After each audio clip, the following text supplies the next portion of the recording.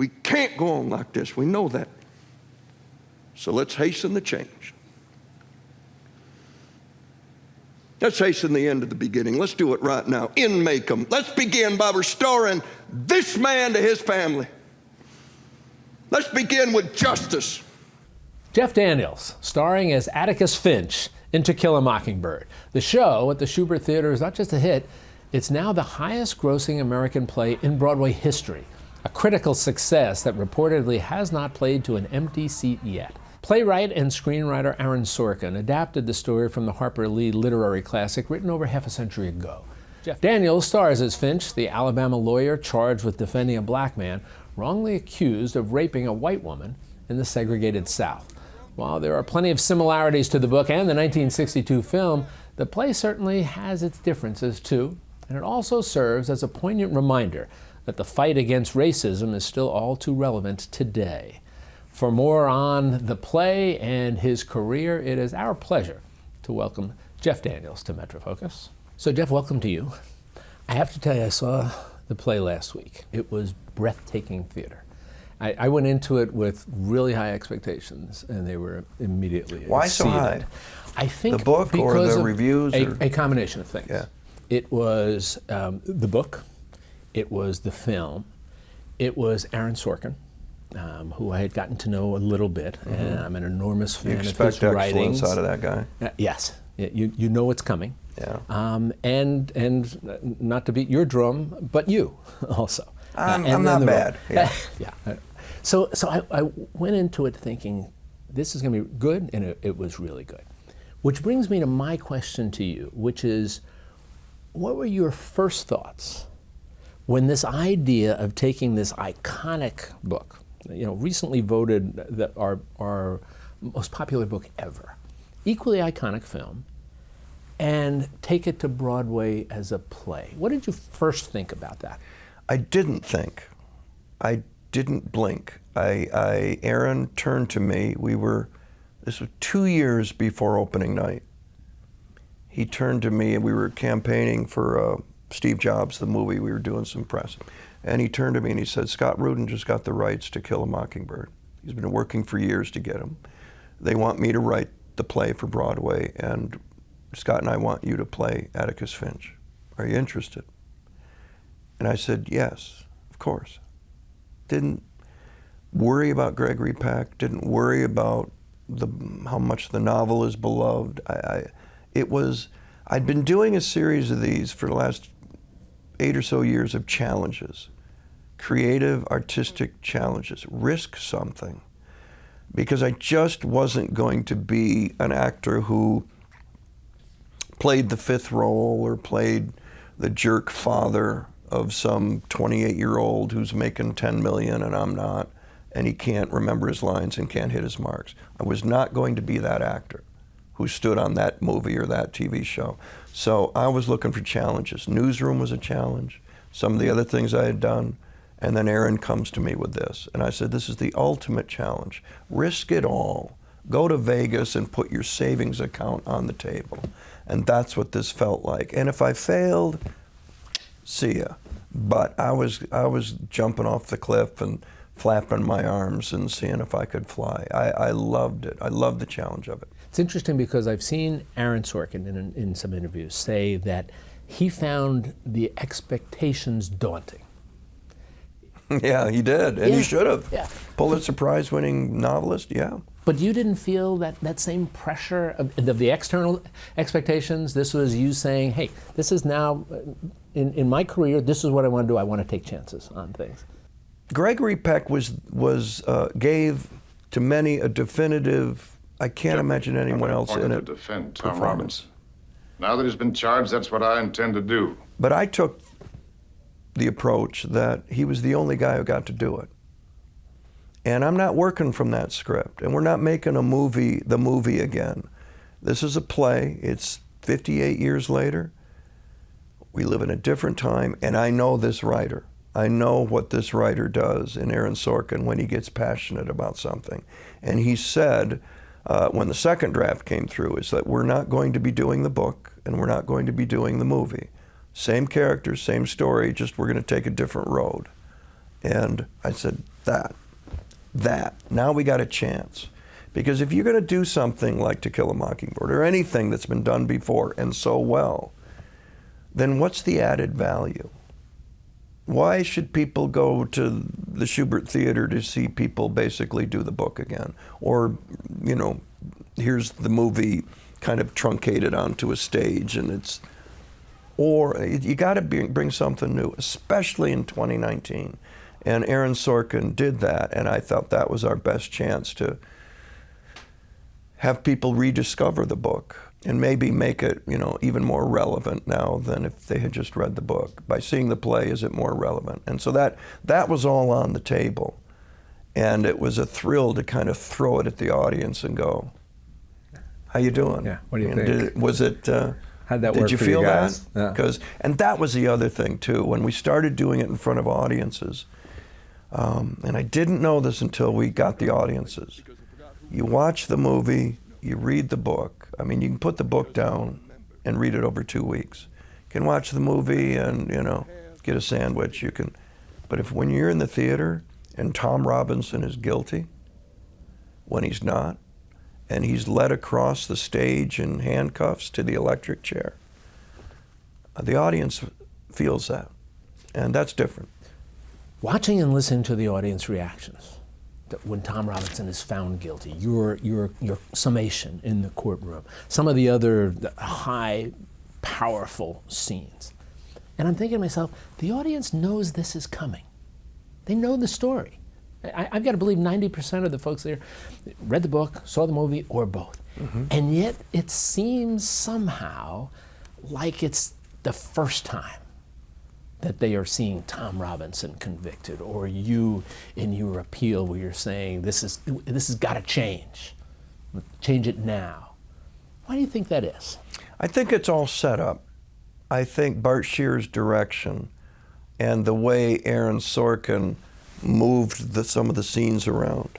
You know, in the book, you don't start the trial until 2/3 of the way through. Mm-hmm. In the play, in the first 5 minutes, you're in the courtroom.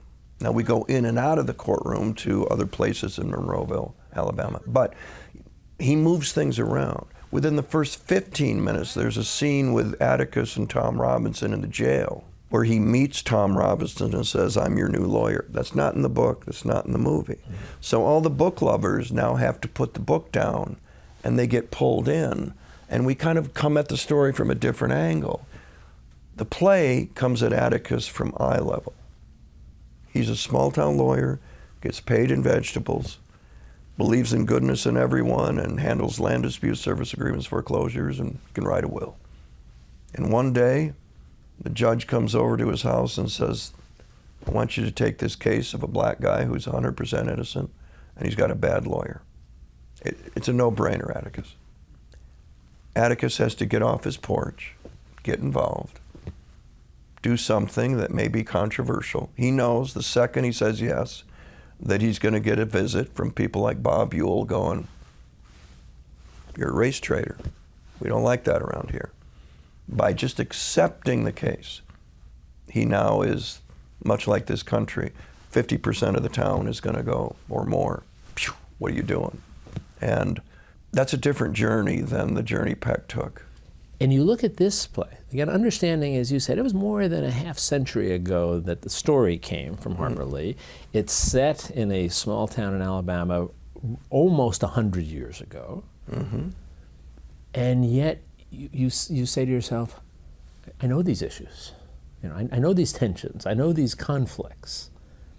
Why do you think that is? Why is there a both, I guess, a timeliness and a timelessness to all of those issues that Atticus and everybody in town is struggling with? I think racism came over to this country when the Mayflower saw land. Racism landed, and it's always been a part of this country.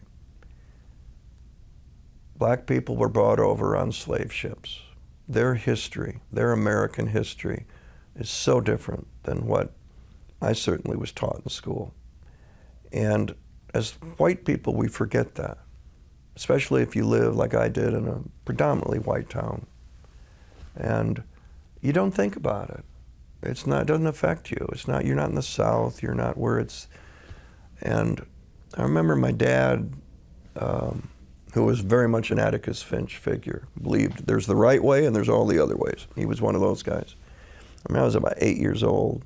And again, small town Michigan, white people, basically. Friendly, great town. Walk in the house one day, I'm 8 or 9. There's Dad sitting with this black guy.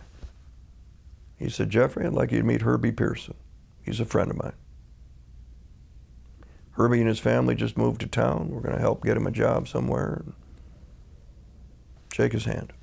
"Yes, sir." Boom. That was it. That's how I felt about racism, was Herbie Pearson's a friend of mine. And it wasn't until later, when I heard other people going, the racist comments, you're going, that's not what I know. Herbie Pearson, I'm supposed to think that about Herbie? I don't get it. Why? Well, and then you hear about the generational thing. Mm-hmm.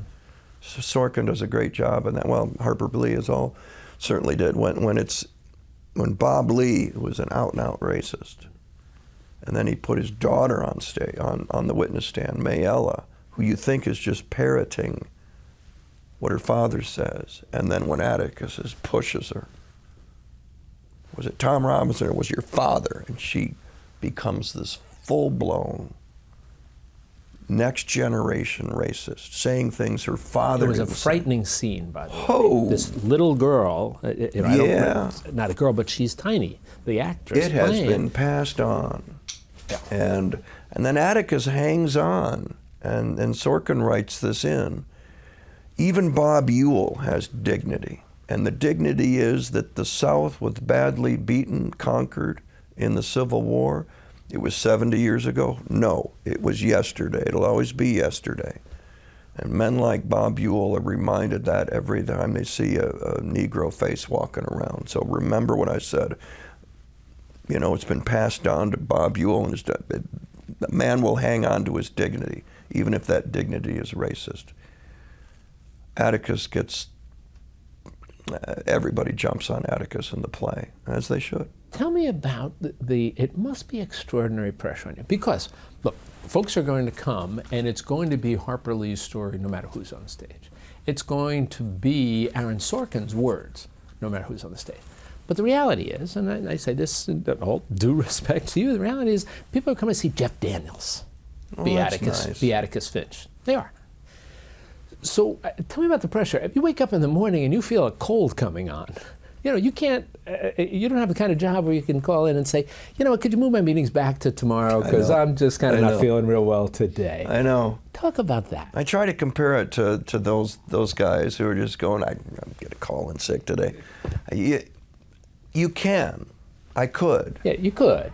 And I'm aware that certainly after the reviews, and as the play has been running, people are coming to see me. I know they are. I mean, I've had people in the lobby where people are buying tickets going, is Jeff Daniels going to be in the show on September 18th for the Wednesday matinee? Right.